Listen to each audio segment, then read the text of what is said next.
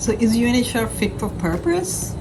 I can safely say that UNHCR has been involved in every pivotal moment in the history of this planet since World War II, whether it's the decolonization of Africa to the Cold War and its aftermath, and the genocides of the former Yugoslavia and Rwanda, and now the twin scourges of the pandemic and climate change.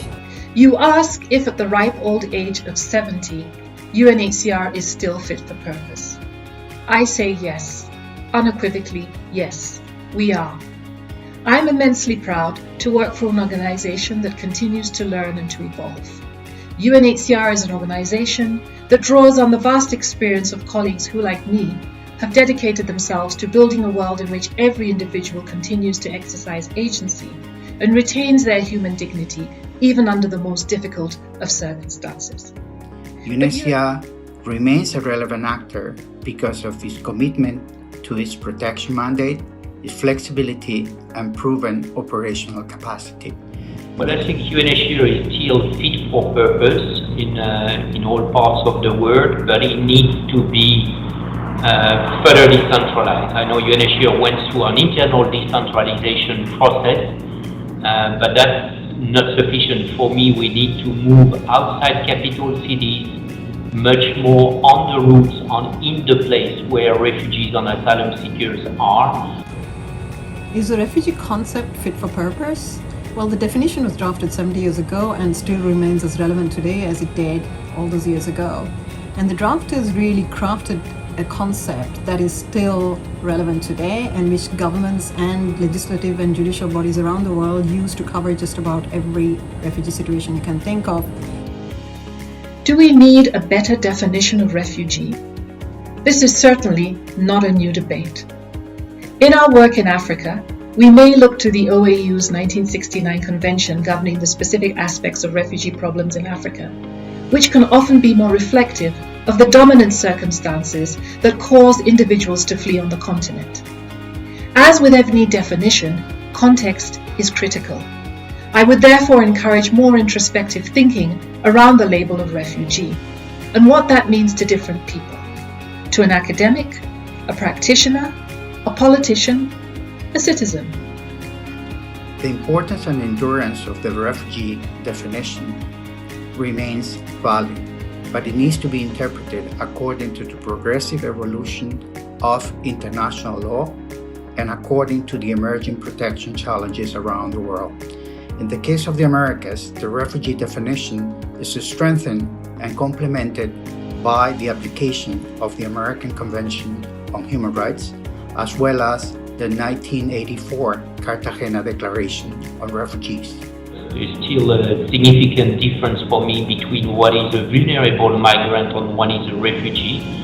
I don't deny that migrants have rights and maybe in situations where they need some assistance and for some of them possibly some form of protection, but they have not lost the protection of their country of origin like refugees. So I think the fundamental difference remains. Now, in the refugee definition itself, yes, there could be room for changes. Well, the international protection system has taken a battering, but it's still unbeaten, and it has provided protection to millions of refugees who have fled persecution, war, and civil unrest. The international protection system fit for purpose.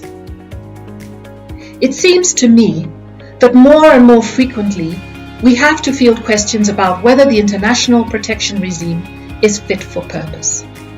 This is particularly true when we consider the impact of climate change, natural disasters, or growing societal inequities which force people to move. Situations that lead to displacement are becoming ever more complex. But while it may indeed be the case that it is more difficult to distinguish between the various drivers of forced displacement, I believe we should recognize that the international protection system is part and parcel of a broader international law framework that is continuously evolving, both globally and at the regional level. A balance needs to be found between protection principles and pragmatism. Political will from states is still required in order to concretize and operationalize the principles of international cooperation, solidarity, and responsibility sharing? In my view, it needs some reflection, but it can't just be Eurocentric or driven by industrialized countries. It needs to understand the dynamics of the movement better, because the movements are not just south-north, they are mainly south-south for refugees and asylum seekers.